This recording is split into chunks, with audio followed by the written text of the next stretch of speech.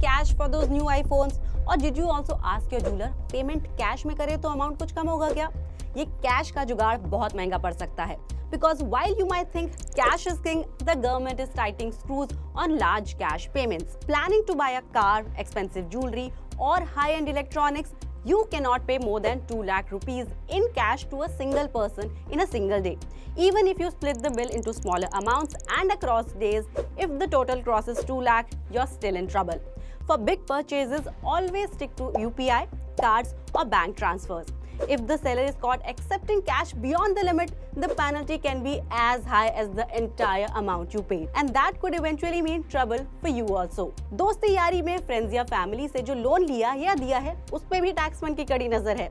The limit is even tighter here. If you give or take a loan of 20,000 rupees or more, it must go through a bank. Taking even 25,000 rupees in cash from a cousin for a quick fix can attract a 100% penalty.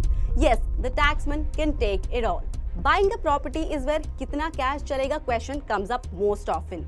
But cash is a big no-no for property deals over 2 lakh rupees.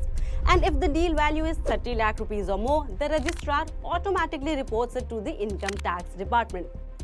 तो क्या चाय, coffee, सब्जी, रोटी के cash payment पर भी कोई limit है? Thankfully, no. For daily expenses like chai, coffee or groceries, there's no specific limit or small routine cash payments. So, you're safe there. पर हाँ, 5 लाख की चाट खा लोगे तो दिक्कत तो हो सकती है. Finally, remember, banks report large cash deposits to the income tax department. Keep an eye on your annual information statement on the tax portal while filing your return.